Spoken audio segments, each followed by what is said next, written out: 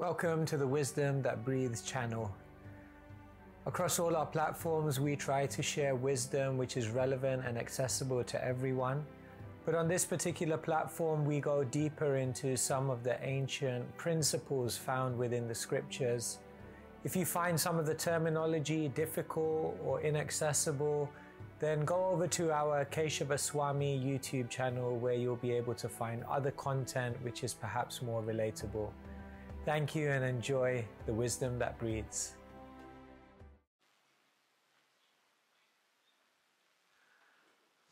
So, Hare Krishna everyone, good morning, and thank you so much for coming. So for the next few mornings, 3 mornings, we have some opportunity to delve into this topic, and with your permission, with your blessings, with your encouragement, and also I pray for your input, we will be able to churn this topic and hopefully understand a little bit deeper the language of love. Love is what we seek. Kaviraj Goswami says, Prema dhana vina vyartha daridra jivan, dasa kori vetan more deha prema dhan. That if I am devoid of prema vina, then I must be considered a daridra jivan, a very poor soul. Yes, we may have so many things, maybe positions, accolades, achievements, even in the spiritual context, knowledge, austerity, but the ultimate wealth is the wealth of love.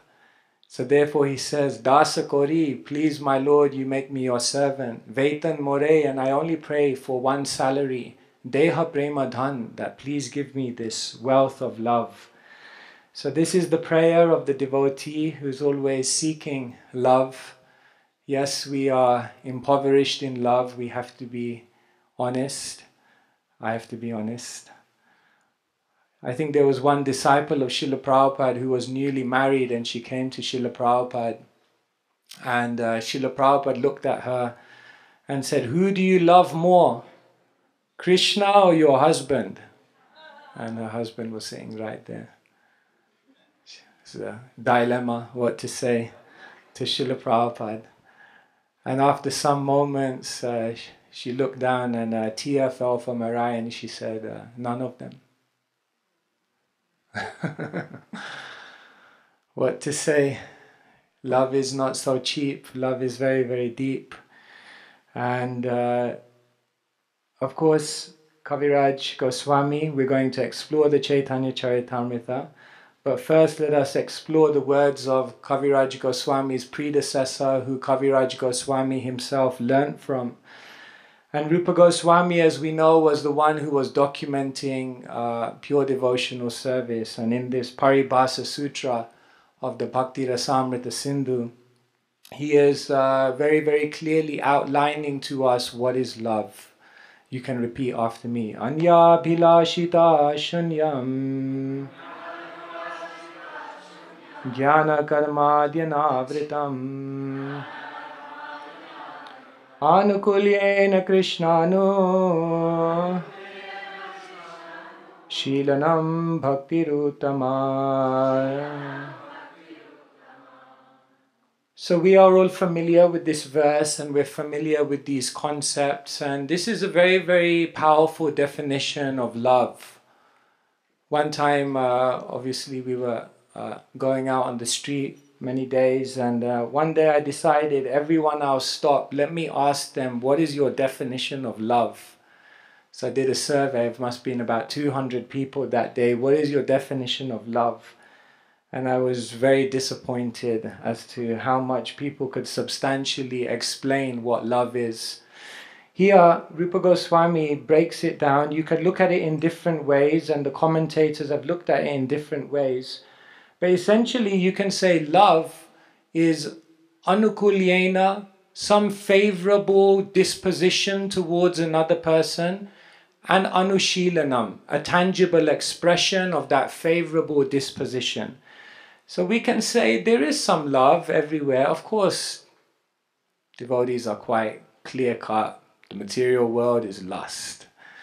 And yes, maybe for the most part it is lust, but there is some love out there, and that love is basically a tangible expression of one's favorable disposition towards another person. But in this definition, Rupa Goswami goes further, because he says there may be love, but then there is true love.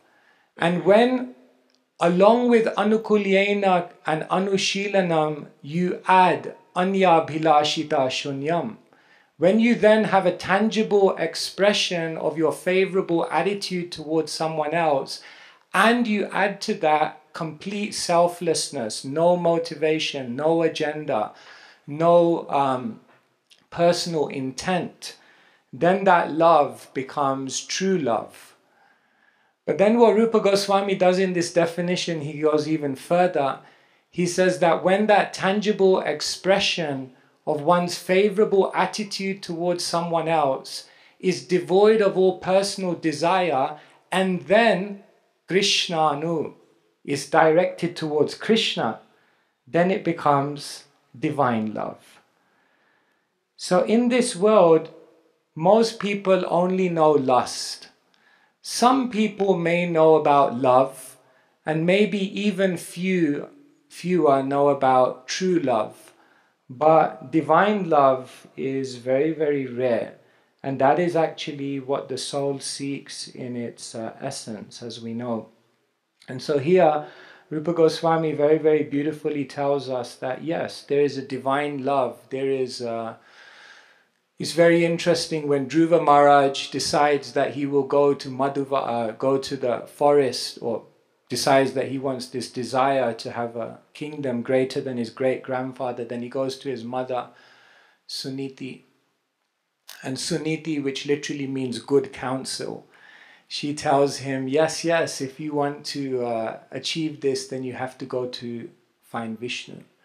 And therefore she directs him to the forest. And then she makes a very, very beautiful statement. She says to him, I can give you some love, but Vishnu can give you thousands of times more love than me. And therefore you should direct your love first to Vishnu, first to the root. Yathatoror mula nisechanena tripyanti tatskanda bhajo pashakaha. Srila Prabhupada quotes this many times, that when you water the root of the tree, then all the branches, leaves, everything becomes satisfied. So here we begin our journey in the language of love by just understanding what is that pure definition of love. On this we should be very, very clear.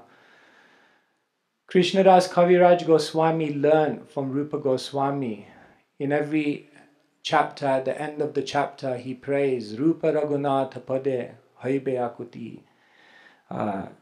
That he is praying that I offer my respects to Rupa and Raghunath. I've learned everything from them. From Raghunath Das Goswami, I learned all the information by which to document Chaitanya Charitamrita. And from Rupa Goswami, I learned all the conclusive truths of devotional service and the ultimate expression of rasa. And therefore, everything I'm presenting here in Chaitanya Charitamrita is simply just an expression of everything I've received from them. And so, Krishnadas Kaviraj Goswami, what he then does in the Chaitanya Charitamrita is he gives the living theology. He begins to give the examples, the interactions, the narrations which bring Rupa Goswami's definition of pure devotional service alive. There are maybe 27 biographies of Sri Chaitanya Mahaprabhu. But Kaviraj Goswami's commentary is considered the essence of everything. One scholar says it's the final word. There's nothing more to express beyond what Kaviraj Goswami has expressed. And we could say there are many reasons for that, but Kaviraj Goswami's style in composing the Chaitanya Charitamrita is incredible, because what he does is he intertwines the deep philosophical conclusions with rich, beautiful, heart-touching narrations of the Lord and his devotees. And when you bring those two things together, when you bring the theology of the book with the theology of the person, when you bring Shastra together with the living theology, the person Bhagavata, then it becomes very, very beautiful. And therefore, if we go through the pages of Chaitanya Charitamrita, then what will happen is we will begin to see how do devotees express their love for Krishna. Yes, they are favorable, they have no personal desire, and they're acting tangibly for Krishna. But what are the specific characteristics and traits which show that someone has love? And perhaps there could be 10, 15, 20, 25. In the next few days, we will do 3. We will give you 3 definitions of the many, many definitions of prema that are exhibited through the devotees in Chaitanya Charitamrita. And hopefully what we will try to do is take these very high definitions of love, and then we will see what does it mean to us who are endeavoring on that path of love, for us who may feel ourselves very, very far away. So I will present some things, and then I will open it up quite quickly to also hear, so we can have more exchange. Our journey in the language of love through the Chaitanya Charitamrita, I was thinking where to begin. Of course, you could begin in many, many places. But it's said that Sri Chaitanya Mahaprabhu established a Bhakti Kalpataru, a tree of devotion. And on this tree of devotion are many, many devotees. Srila Prabhupada said ISKCON is the latest branch. So we are also not just reading the Chaitanya Charitamrita, we are in the Chaitanya Charitamrita. However, that Bhakti Kalpataru was born from a seed. And the seed of love was first found in one great, great personality, who is Madhavendra Puri. So I was thinking on the journey of the language of love, yes, we have to begin with Madhavendra Puri. Because Madhavendra Puri appeared in the 14th century in the Brahma Madhva Sampradaya. And in him it said, the seed of ecstatic love, the seed of conjugal love, the seed of the most intense type of love in separation was first exhibited. No one before him had ever shown that in that way. And in this way, Madhavendra Puri was experiencing the ultimate conclusion, the climax of the Bhagavatam's descriptions of love. And Madhavendra Puri was wondering, as an ecstatic lover of God, some of Sri Chaitanya Mahaprabhu's dear, dear associates arrived before him and disappeared before him. Some of Sri Chaitanya Mahaprabhu's associates came with him, and after he left, they also left. And some of Sri Chaitanya Mahaprabhu's deep, deep associates arrived after he left and continued on for many years to share that mercy. Let us remember this, that to be the close associate of the Lord or any great personality, sometimes you may be before them, during them, after them. That is not a limitation. So all these great devotees were contributing to Mahaprabhu's mission. And Madhavendra Puri was one of those personalities. He was wandering in ecstatic love, but everywhere he looked, he could not find anyone who had the same kind of love. When you have love, you want to meet someone who has a similar type of love, so you can share. Because love is nourished in company.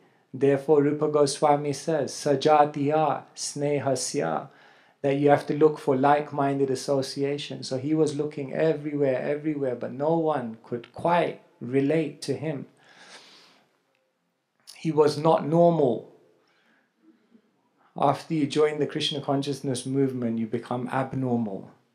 One time my mother came to me, it was very sweet, and she said it in great love, but in great frustration. She looked at me and said, "Can't you just be normal?" I said, I think it's too late. What to do? So Madhavendra Puri was abnormal. He was experiencing something that no one really knew about. But then he met one other great personality who was on the same wavelength, completely, totally, completely Sajatiya. Who was that? Nityananda Prabhu. He met Nityananda on his journeys. Of course, we know Nityananda had left Ekachakragram and he was on his pilgrimage, and they met, and it was an ecstatic meeting. Later on, Kaviraj Goswami explains the narration of Madhavendra Puri. Madhavendra Puri was wandering, and of course he came to Vrindavan and he entered the Govardhan area. Absorbed in ecstatic love on his travels, Madhavendra Puri came to the place known as Govinda Kund. Many of you have been there. In your mind's eye right now, you can just remember Govinda Kund. There, Madhavendra Puri sat down on the banks of Govinda Kund and began doing his darshan. And then we are aware of all the amazing things that transpired. Because as he was there doing his bhajan, then completely oblivious to all physical needs. That is the sign of absorption. Nidra hara vihara kadi, vijito chatyanta dino chayo, forgetting to sleep, forgetting to eat. As he was absorbed in this way, completely oblivious to physical demands, then we know a cowherd boy came. And the cowherd boy said, "You have not eaten. You are not taking anything. In our village, no one goes hungry. Prashadam is our religion." So he said, "You must take, here is a pot of milk." So Madhavendra Puri already, when he saw that cowherd boy, was so sad, so transcendental, so enchanting. Manohara, Krishna is known as, it takes away your mind. So he said, "Wow, I'm happy for the milk, but even happier to see you, wow." So anyway, he began tasting that milk. His ecstasy multiplied when he tasted the milk. He received milk. Never tasted anything like this. Then of course he was dozing, it's explained. And then he was thinking, who is that boy? Who is that boy that I met? And then Gopal came again in his dream. And then in his dream, Gopal came, and then eventually Gopal told him that, yes, I have been here, hidden away in the bushes for many, many years. Now you please come and rescue me. This is very, very significant, actually. This is how the deity appears in the world. In the heart of the pure devotee, the first thing that happens is that the Lord manifests. Sada me manasyavi rastam kimanye, isn't it? We sing in Kartik time that, may that form of yours as Balagopal in Vrindavan be ever manifest in my heart.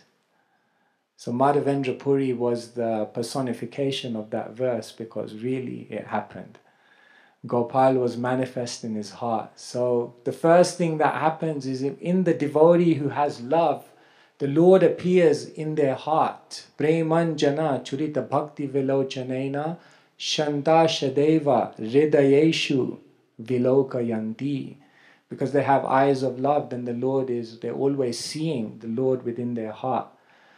So the first thing that happens is that the Lord appears in the heart of the devotee.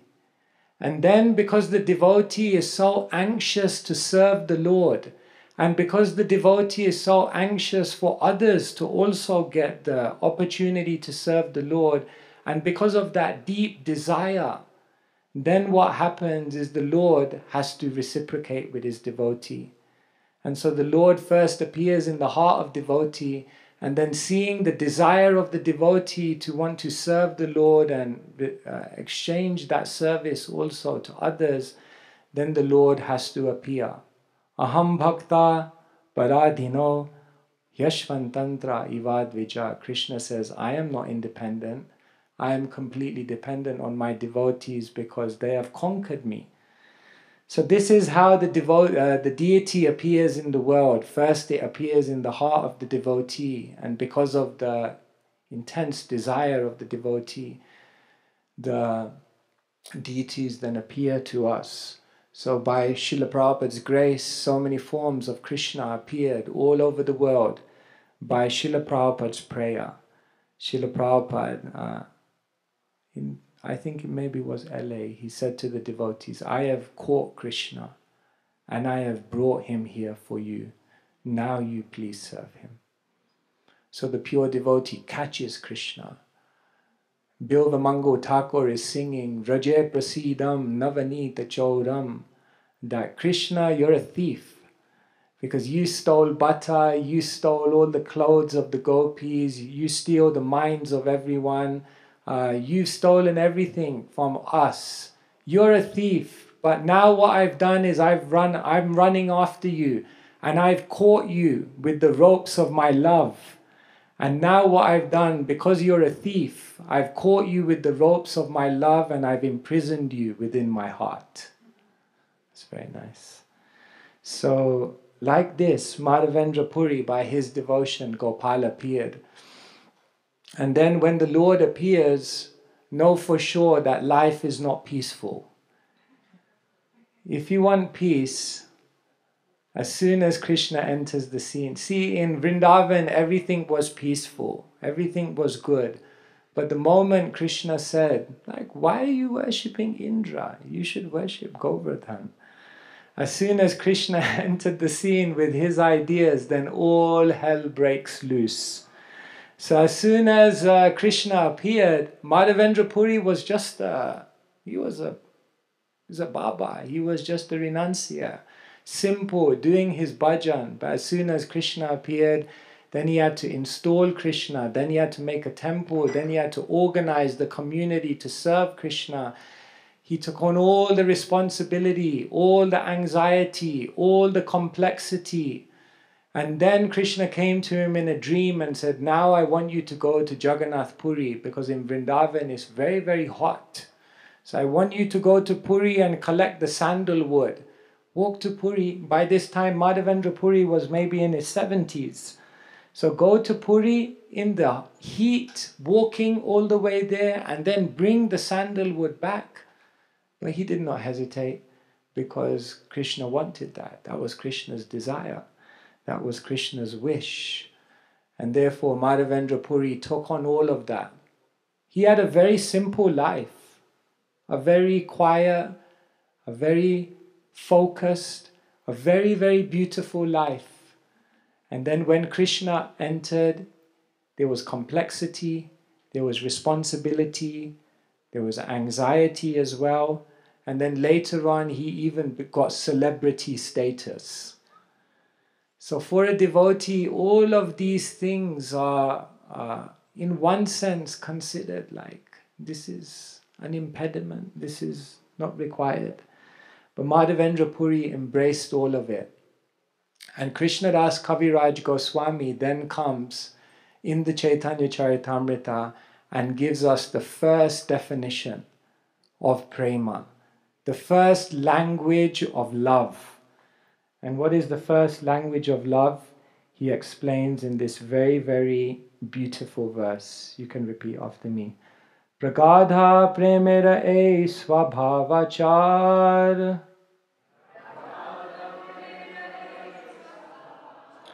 Nija dukha vignadira na kore vichar. Pragadha premera e swabhavachar Nija dukha vignadira na kare vichar.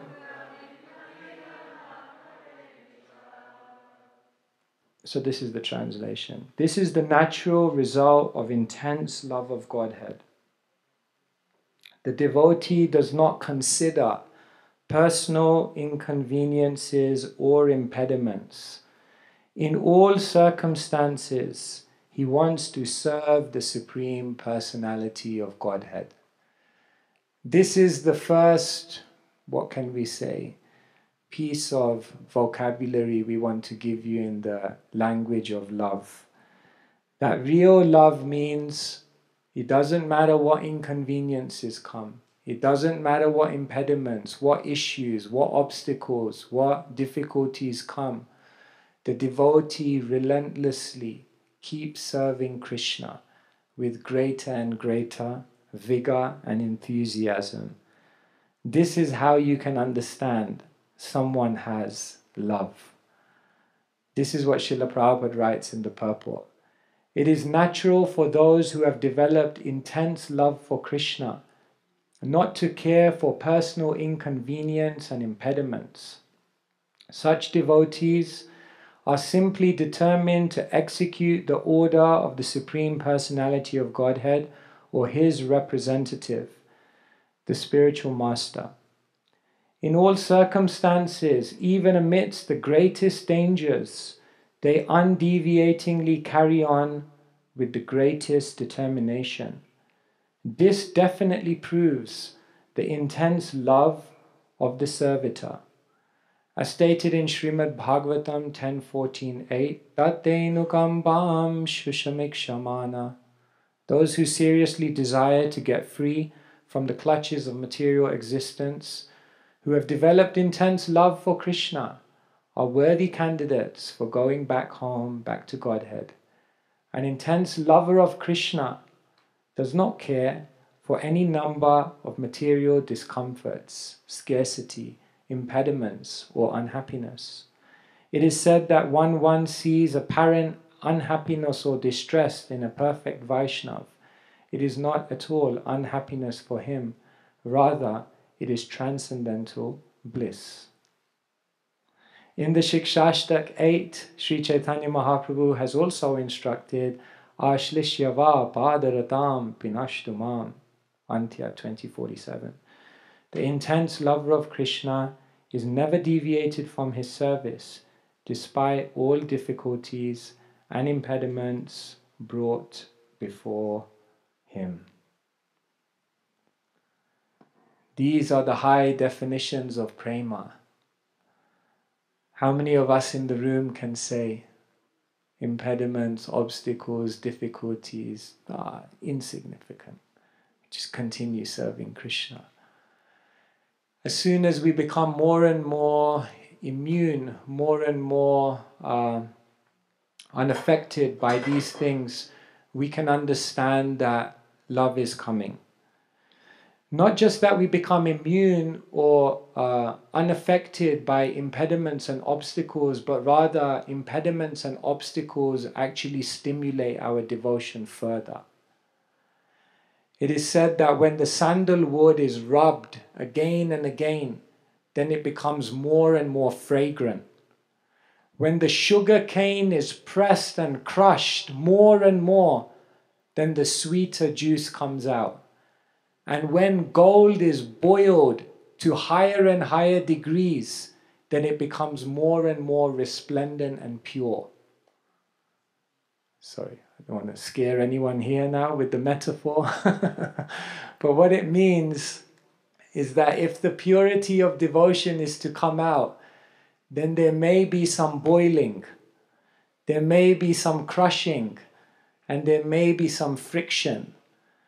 Maybe not some, maybe there will be a lot. Because sometimes the more it happens, the more that love is intensified. So in the life of a devotee, then they begin to try now to act in this way. Now when we see a definition like this, we think, oh my God, it's up there, maybe one day. But what we can see is that these perfectional states of the prema that the devotees experience also give us a key as to how we can walk towards that prema. Today I will not just give you a high exposition about how the devotees are oblivious to obstacles, because we have heard those beautiful narrations. We know how Madhavendra Puri was oblivious to all these obstacles. We know how Krishnadas Kaviraj Goswami, even in his old age, was writing despite all difficulties. We know how much difficulty Srila Prabhupada went through and how he just kept going again and again and again. But how does this then relate to us? There is a way in which, even if we can't express this at this stage of our devotion, we can use this as a key to understanding how we can develop deeper devotion. When there is a storm, if there is a mud hut, then what will happen is that storm will break the mud hut apart. If there is a storm, and there is a mountain top, then what will happen is that storm on the mountaintop will actually nourish that mountaintop to become even more beautiful, have even more flowers and vegetation, more color, more fragrance. The mud hut is like the conditioned soul.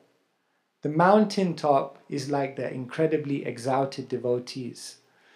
But it's said that when there is a cement hut which has just been made, which hasn't actually set yet, then what happens is when that cement hut is created and the storm comes, then the storm allows that cement hut to solidify. So we don't want to be the mud hut that falls apart. Maybe at this stage we can't be the mountaintop that just strives. But what we can try to be is the cement hut that becomes stronger. And so, what I'd like to share with you today on this definition of prema is that one of the keys in life to living a progressive spiritual life is to become comfortable with the uncomfortable. This is not easy, because generally our modus operandi is when there's discomfort, when there are uncomfortable situations, to immediately walk away, more usually to run away, and to try to mitigate it immediately. What I want to share with you today is that perhaps all the impediments, all the inconveniences and all the obstacles are something we can gradually in our life learn to become comfortable with.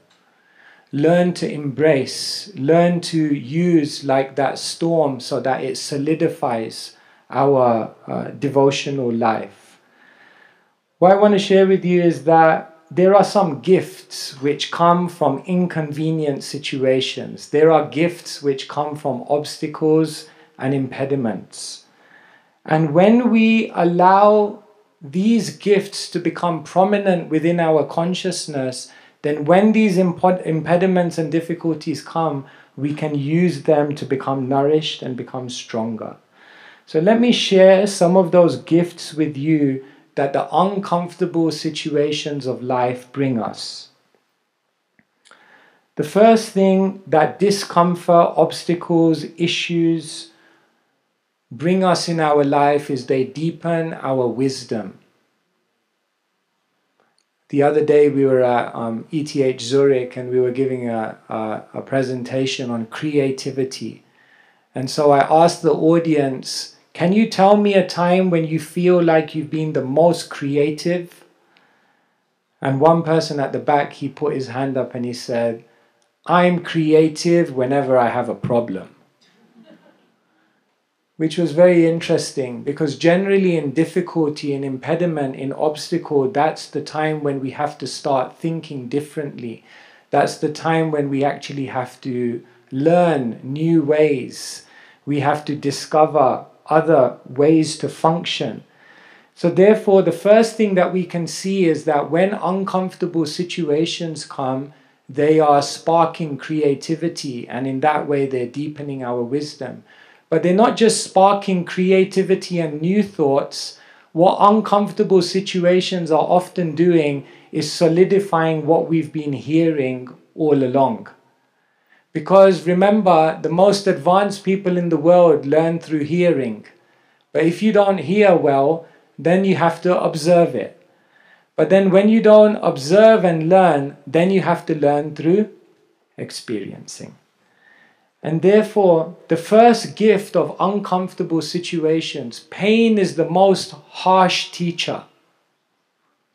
But pain is often the most emphatic teacher as well. If we learn to deepen our wisdom through the pain. But often what we do when the pain comes is we run away and we don't learn. And then what happens? The pain comes back again. So the first gift of the uncomfortable situations is that it deepens your wisdom. The second gift of uncomfortable situations is that they build character.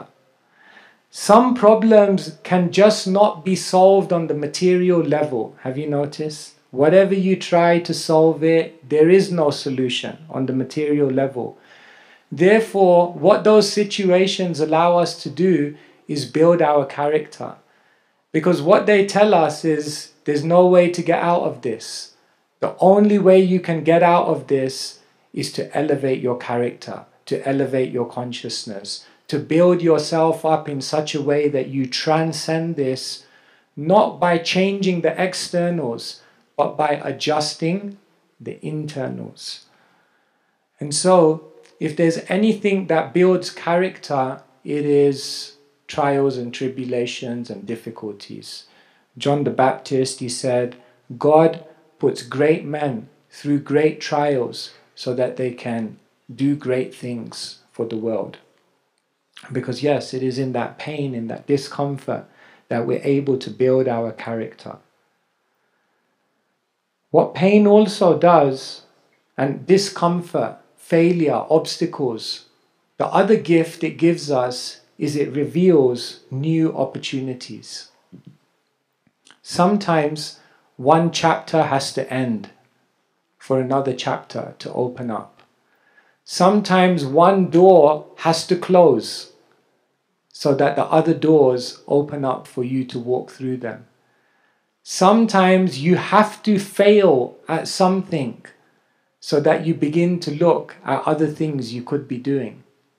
See, in this world, no one wants to change because change it's inevitable, but why don't we want to change? Because change is painful, it's uncomfortable. Change is painful. Nobody wants to change. So what does Krishna have to begin doing? He has to make your present situation more painful. When your present situation becomes more painful, then you look at the pain of change and you think like, okay, I'll take that one then. And therefore, oftentimes what Krishna is doing through uncomfortable situations is he is diverting our attention to something else. He is asking us to redirect, reorientate our life. He is turning our attention towards a better opportunity. But oftentimes we will not be able to look at that opportunity because we don't want to change. We don't want to divert our track. So then what Krishna does is he forces the issue. Therefore, uncomfortable situations, if you think deeply, oftentimes what they're doing is revealing new opportunities. Uncomfortable situations also reset priorities. When things get difficult, we begin to remember what's really important. When things are comfortable, we tend to lose sight of the bigger picture, the bigger goal. We tend to forget what is really important. And therefore, another gift of these impediments and these things that Krishna sends is it helps us to remember what is really important. Where do I have to actually invest my time and energy? Where should I be putting my attention and effort? What is actually going to give me lasting peace, happiness, and satisfaction in my heart? The uncomfortable situations also strengthen our resolve. Pain is meant to make us stronger, actually. Just like vaccines, not that I'm a proponent of vaccine, but just to give the example. In a vaccine, basically what they're doing is they're injecting some of that into you. And the idea is that by injecting it into you, then you become immune to it if it comes on another scale. So oftentimes pain is like that. Krishna gives us some dose of pain, and if we're able to absorb it in the right way, then the idea is that pain is meant to give you a bigger resolve, a bigger immunity. a bigger sacred space of consciousness if we're able to process it properly. So, like if someone has a scar, either a psychological scar or a physical scar, then they could see their scar as a reminder of their past trauma. That's one way someone can look at a scar. But another way to look at a scar is it's not just a reminder of a past trauma or pain, but it's also a confirmation of one's resilience and ability to carry on. Because when you see a scar, what that means is you went through pain, you went through difficulty, but you're still here, you're still functioning, and you're still able to move forward in your life. That means that that scar shows you that you have resilience, that you have power, that you can live through obstacles and pains and difficulties, and you can continue to grow from that. And so, again, if we're able to frame this in the right way, then we can learn to draw resolve and determination. And then we can say, pain and difficulty and obstacles awaken our gratitude. They say gratitude is the mother of all qualities. So when we have gratitude, pain brings everything back into focus, and we realize, oh my God, those things that I took for granted, actually, they are very, very valuable. What I'm trying to do here is look at this definition of prema and say, maybe we're not there to embrace comfort and just naturally, spontaneously grow from it in our love for Krishna like the pure devotees. But maybe if we could install this within our consciousness, then when pain and discomfort and impediments come, maybe we could use it to actually advance towards that loving consciousness that we're trying to create in our life. You see, when obstacles come, there's only one of two things. There's only two options. Option number one is get rid of the obstacle. But can you get rid of the obstacles? You can't. Even if you get rid of one, another one's going to come. So option number one when people face obstacles is get rid of the obstacle. Option number two is transcend beyond the obstacle. Therefore, the devotees often tell people, spiritual life is difficult, but material life is impossible. So when it comes to inconveniences, impediments and obstacles, material solutions are impossible. No, but the spiritual solution is difficult. I know, definitely. But the material solution is impossible. So therefore, we have to learn this art of becoming comfortable with the uncomfortable. Now here I'm not suggesting that anytime there's a difficult situation, you don't do anything about it. Like the next time your car breaks down, you refuse to go to the mechanic because you're becoming comfortable with the uncomfortable. Or next time you have a headache, you don't take any medicine because you have to learn to become comfortable with the uncomfortable. No, that's not what I'm saying. Yes, we may make solutions. We may try to make a more peaceful situation. But in that uncomfortable situation, if we don't learn these things, then ultimately all your solutions will ultimately fall flat again because you'll be faced with the same obstacle again. And so on the way to this kind of consciousness, let us try to instill this. Today, as we're here on the retreat, often what happens on retreats, I don't know how it is for you, but often what I find on retreats is we spend a lot of time sharing our problems with each other. Have you noticed? Maybe it's just me.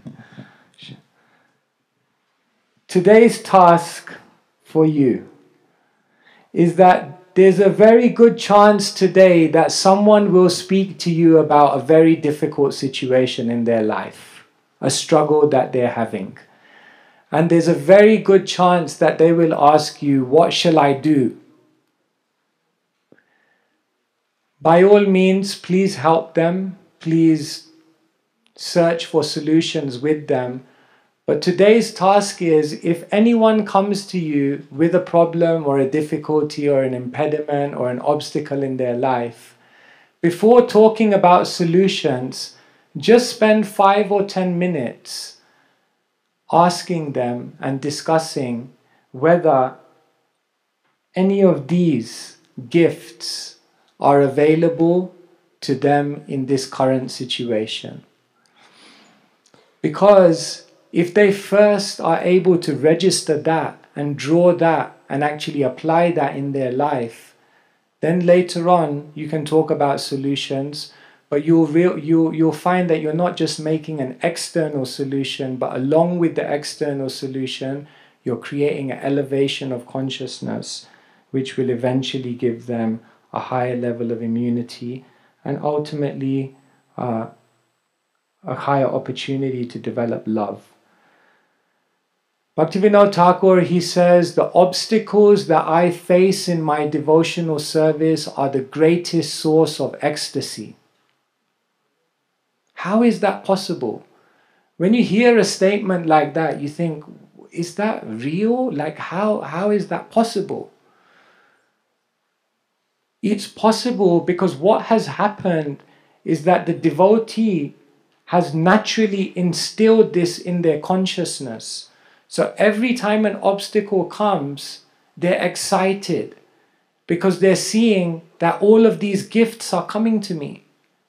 And they're very, very naturally then processing the obstacle in that way, in such a way that it nourishes greater service to Krishna. So in this first session, we're talking about the language of love. And in today's language of love, Madhavendra Puri is showing us that for one who has love, it doesn't matter how many obstacles there are, they just keep going, they keep growing.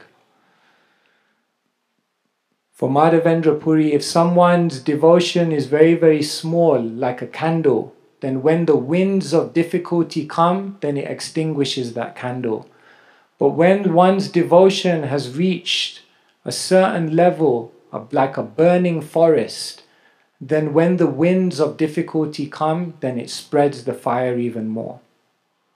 So how can we learn to fuel that flame in such a way so that when the winds of obstacles comes, it fuels our love and our devotion? That will be possible if we learn to become comfortable with the uncomfortable. And that will happen if we're able to learn and instill some of these mindsets. Because practically for most of us, this is the biggest disturbance on the spiritual journey, that practically we're not able to move forward because the obstacles just keep hijacking our consciousness. So some thoughts today, I try to humbly share with you about obstacles and impediments based on the example of Madhavendra Puri, leading us to higher states of love for Krishna. Hare Krishna, Krishna Krishna, Hare Hare, Hare Rama, Rama Rama, Hare Hare. Srila Prabhupada ki jai.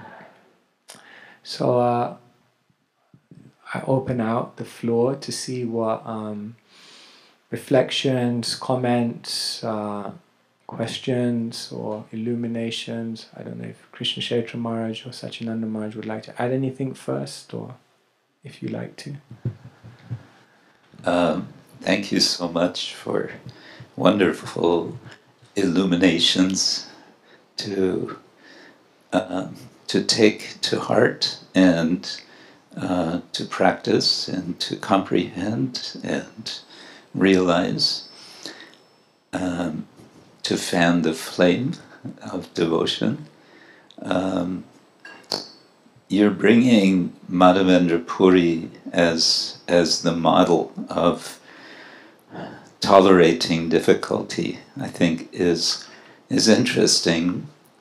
What comes to my mind is a possible sense of let's say, dissatisfaction of one reading about Madhavendra Puri, that how did he get to that point? You know, we kind of meet him already there. He's already arrived. And we want to know, how did he get there? What did he get some teachings from his Guru Maharaj, Lakshmipati Tirtha? Lakshmipati Tirtha, yeah. Yes. What is that history? We may feel, you know, some dissatisfaction there. We may say, well, that's all very well and good, but Madhavendra Puri was, you know, he was already there, so to say. Maybe you could say something on this point. Yes, thank you so much. Yeah, how did he get there? What was the journey? Of course, in terms of information of Madhavendra Puri, of course in the Chaitanya Charitamrita we don't have so much information, and even in other literatures there's somehow not so much described about Madhavendra Puri and his journey there. Of course, in many of these devotees we are understanding they are parishads, and for some of the parishads or the eternal associates of the Lord, when they come to the material world, they go through a journey as part of their lila to ultimately manifesting their pastimes. And some parishads, they just arrive here already ready in that state of consciousness just to enter the Lord's pastimes, and they don't necessarily go through that journey in that way.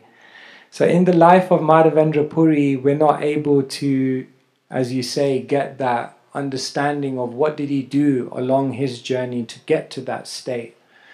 But then of course in the lives of other great devotees who show extremely high levels of tolerance, we begin to learn different things through their journeys. For example, Haridas Thakur. So in Haridas Thakur we see an incredible amount of tolerance.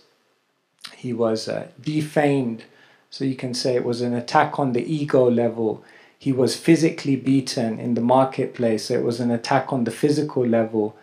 And in so many ways he was tempted, he was sent, various, the prostitute came, and that was also another type of obstacle. So many obstacles.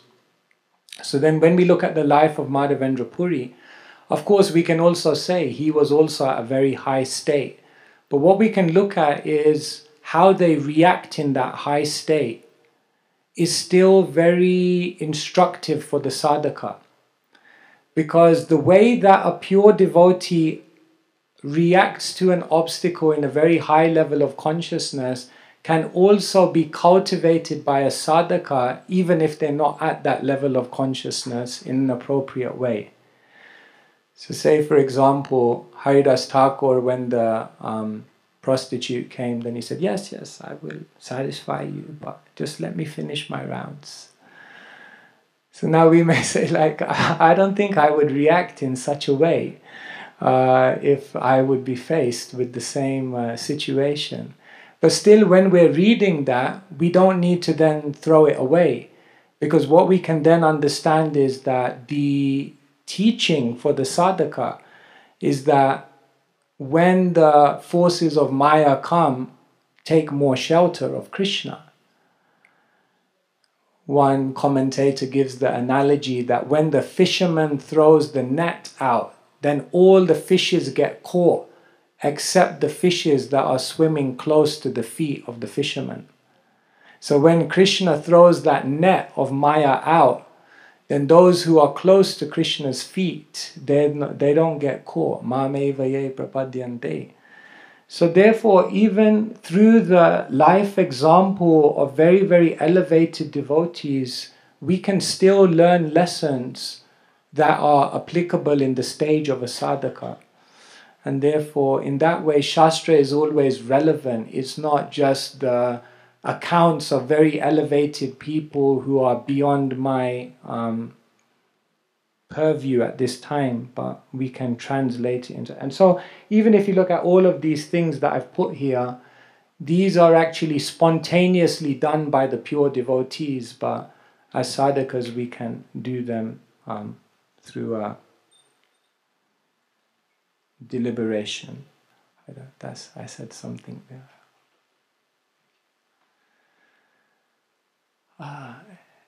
Yes, I see hands. Okay. Just short, do we know who Madhavendra Puri is in the spiritual world? Yes, so Kavi Karnapur in Gaur Ganadesh Deepika, he says that Madhavendra Puri is a kalpa vriksha tree. So the kalpa vriksha tree satisfies all the desires, and therefore, yes, I can't say much more than that. That's what Kavi Karnapur says. He is a kalpa vriksha tree. And then another commentator says, and who is Ishvara Puri? And that commentator says, he is the fruit of the kalpa vriksha tree. So yes, that is what is said by Kavi Karnapur. Yes. I think yes. Yeah, thank you for all this list. I was missing one point. When you are in difficulty, you start praying. Is it still coming, or in one of the other lessons you're giving? Yes, of course, definitely. We are taking shelter of Krishna. We are, of course, that is. Yes, that is told to us that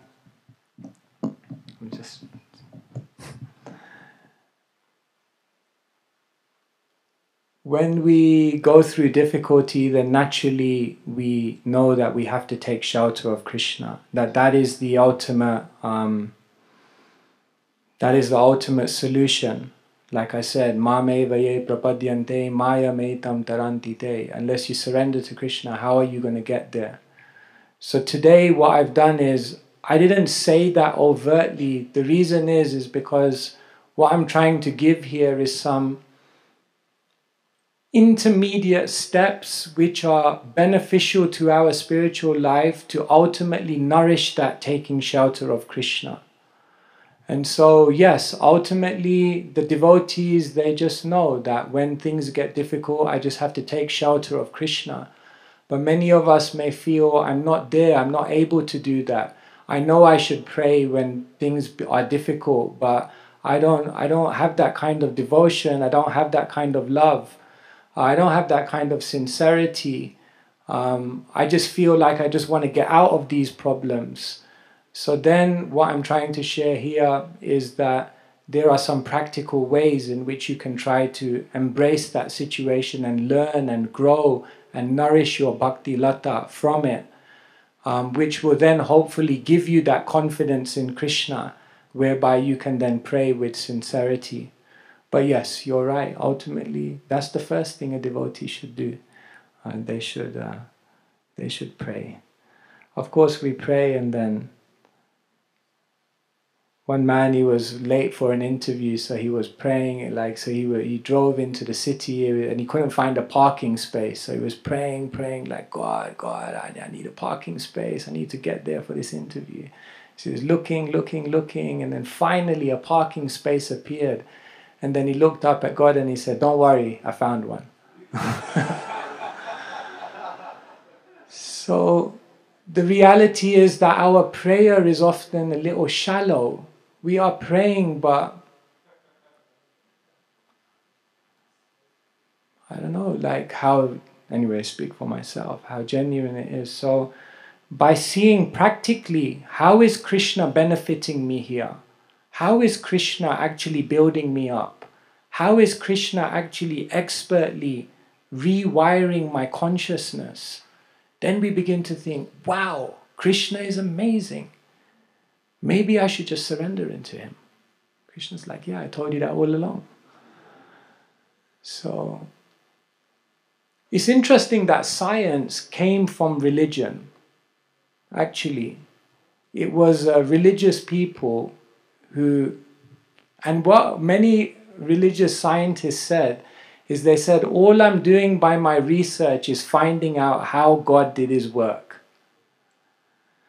So I find that always a fascinating statement, because if we say, like, let us surrender to Krishna, sometimes if we can become more aware and conscious of how amazingly Krishna is acting, then it becomes a lot more natural to just say, like, why would I not surrender to this person? I mean, he's always like 10 steps ahead. So that's what. Hope that helps. Yes. Yes, there's a question here at the back.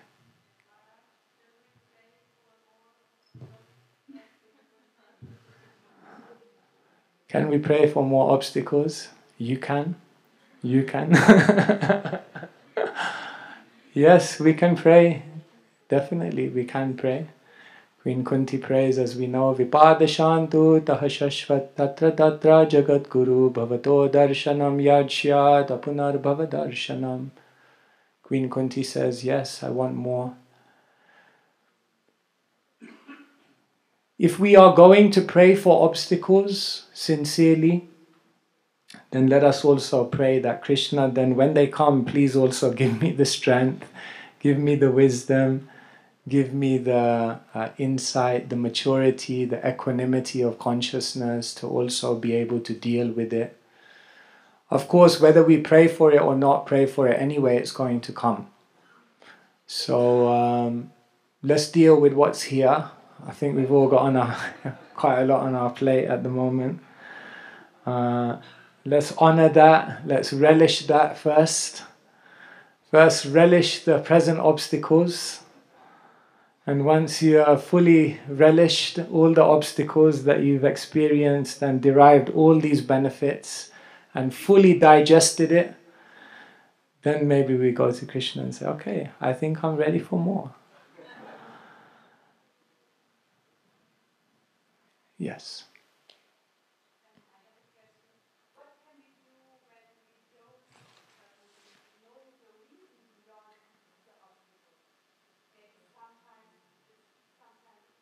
We don't know why it's coming to us.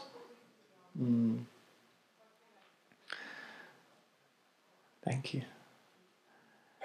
The first thing I would like to say is that even if you did know the reason, it wouldn't necessarily help.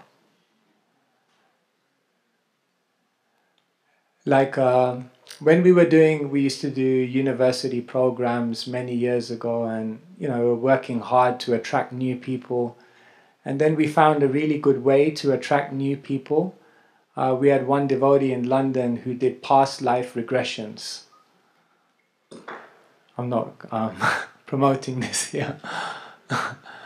So we started doing programs of past life regressions at the university. Oh, I wouldn't do it now, but at the time it felt like a good idea. So anyway, we used to go and it would be packed lecture theatres. I studied at UCL once. We did it in the Darwin Lecture Theatre, ironically. So anyway, it was over 100 people. So he's, our devotee, he did it. Anyway, then what happens is a few people have a vision. So then he brings them forward and then he takes them. And some people had incredible stories. Some people have very vivid visions of who they were. We don't know how true it was, but you would always think that if you have a vision like that, if you knew who you were in your previous life, and what he would do is he would take them into their previous life and he would connect things. So they would say, oh, I'm so-and-so, and this is the situation, what are you fearful? And then he'd connect it and he'd ask them, are you scared of this in your life? And they would be like, yeah. And there was a connection because it's all samskaras, impressions. And then you thought, like, if someone would go through an experience like that, I mean, you definitely become serious, right? Because you know now, like, who you were and why you're here and all of that. No. You just kind of went out of the lecture theatre and was like, okay, let's go for a drink, you know. Just back to life again. Ian Stevenson, he was at the University of Virginia. He documented all these cases of children that remembered their past lives. But then what they did is they did a follow-up to these children who spontaneously remembered past lives, and they saw their direction in life.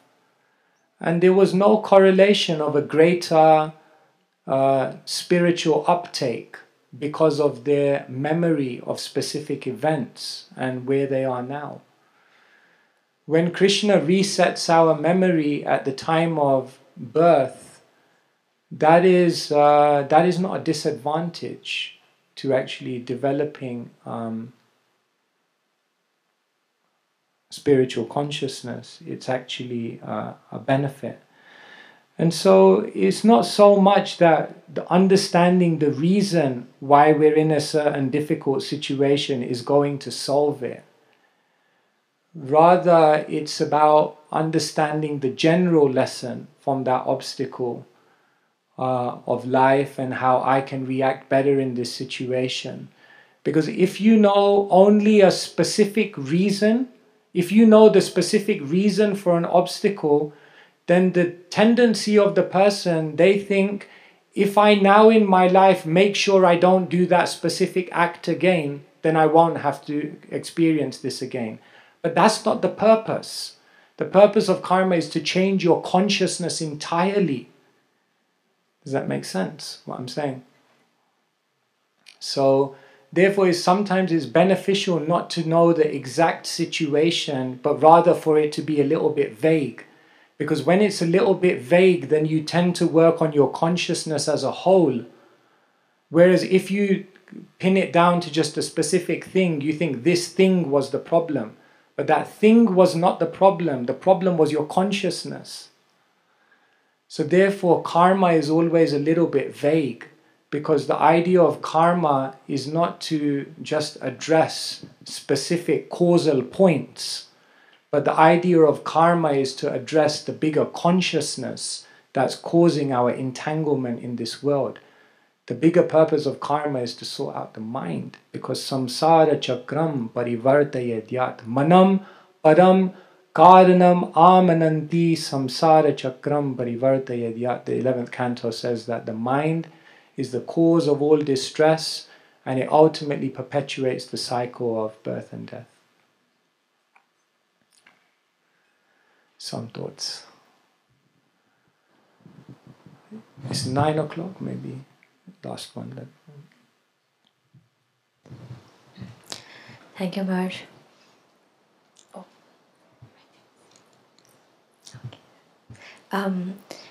I had a reflection, perhaps you could address, and a question. Last year I heard from a devotee about how there is tolerance and then there is acceptance. And when there are obstacles, I am very positively bothered by this, whether I am tolerating it or accepting it. So if you could please address this.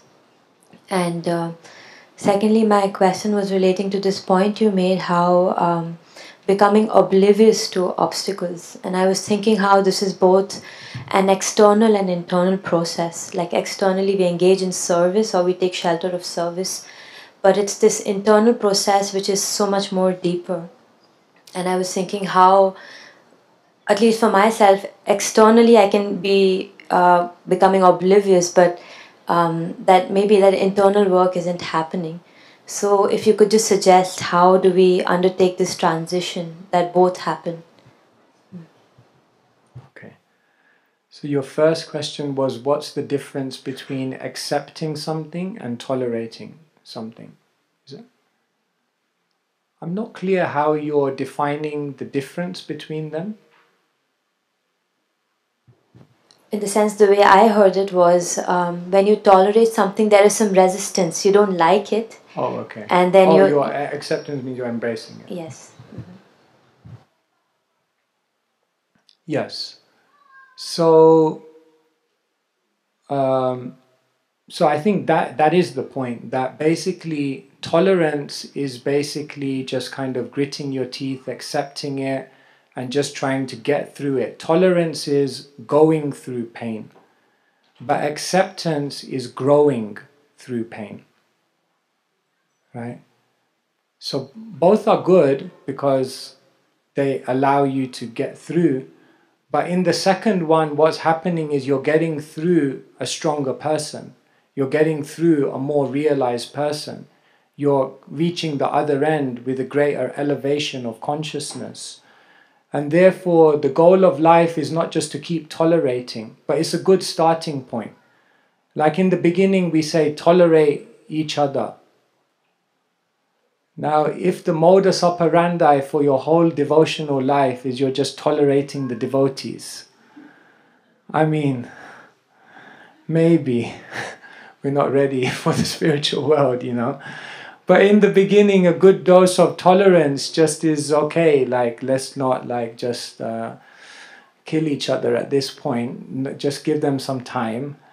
And then maybe in that tolerance, after we begin accepting, and then maybe after we begin accepting, we can begin appreciating.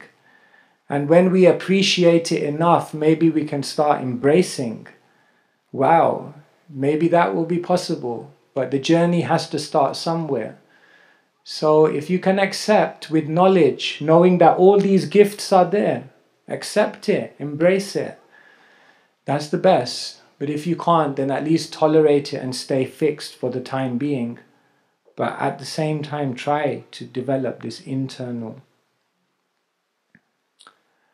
And your second question was about, if you can remind me, sorry, goldfish memory. About becoming oblivious to obstacle, how it is both internal and external. And external, we may engage in service, trying to become oblivious, but it might still always remain an external process and never internalize so much. So how do we internally, like, if an obstacle comes, we might just say like, okay, now I'm just going to do more service, chant more rounds, and, you know, just take shit. But the internal development of processing it is not happening. That's why it's very important, we always talk about this, for the internal dialogue in each devotee to be very, very strong. So there's one author, his name's Adam Grant. Anyway, he was saying something interesting. He said, between the age of 0 and 25, age and wisdom is proportional. Because we're learning through an educational system. So naturally, if someone's 18 years old, they know more than an 11-year-old. So he says between the ages of 0 and 25, age and wisdom is proportional. But then he says between the ages of 25 and 75, age and wisdom have no connection, no correlation. 0. In other words, he says a 37-year-old can be wiser than a 72-year-old. Because he says after the age of 25, you're not learning through education, you're learning through experience. But then someone may say, but a 71-year-old has more experience. So he says, no, because you learn from experience that's reflected on. You learn from experience that's reflected on. That's why we're giving this. Because you become very, very wise if you reflect on your experience and try to draw and become very clear about what to learn from this situation. So that's why not just after the age of 25, you should also think and reflect before you're before you turn 25. But definitely after you're 25, all learning comes from. Therefore, even in Shastric learning, we say Shravanam, Mananam, Nididhyasanam, Vandanam. Otherwise, just Shravanam. It's like putting so much food in the mouth, but then at one point you have to close and you have to chew. Then you get the digestion. So, yes, when obstacles come, it's not just like, okay, now I just gotta And yes, of course, we must take shelter of the process, but internally, we must also try to process it and see the beauty, the brilliance, the ingenuity of Krishna to engineer this in my life. How amazing Krishna is that he engineers this in my life. That will nourish our bhakti and taking shelter of Krishna. I'll just say one final thing. The definition of God is that He's all-knowing, He's all-kind, and He's all-powerful. The reason why we don't surrender to Krishna is because we don't have faith that Krishna has all of these qualities. We may think He's all-kind and He's all-knowing, but maybe He's not powerful enough to change my life in this moment. Or we think He's all-powerful and He knows everything, but I don't know if He's always looking out for me. Or we think He's all-powerful and He's looking out for me. He's very, very kind, but maybe He doesn't always know my heart. Maybe He doesn't always know what He needs. Like maybe I need to also give Him some tips sometimes. So something is lacking. We don't fully appreciate that Krishna is the most Suridam Sarvabhutanam, Ishvara Sarvabhutanam, Vedaham Samatitani, that Krishna knows everything, that He's in control of everything, and that He's your best friend. So somehow in our life, if we through reflection on Shastra, reflection on experience, we can begin to see, wow, here He is, amazing. Why not? Then, Mamevaye prapadyante becomes much easier. Because it's all personal. How you can surrender to someone if you don't have a personal relationship with them. And personal relationship with them means we have to be understanding. How are they acting in my life? They're having a personal relationship with me. So what is that relationship all about? And when we see that personal relationship, then naturally surrender comes.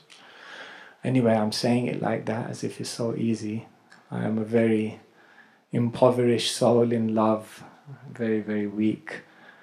So please pray that I can follow some of this. Thank you so much for your kind attention. Srimad Bhagavatam ki jai, Shri Chaitanya Charitamrita ki jai, Srila Prabhupada ki jai. Hare Krishna. Thank you.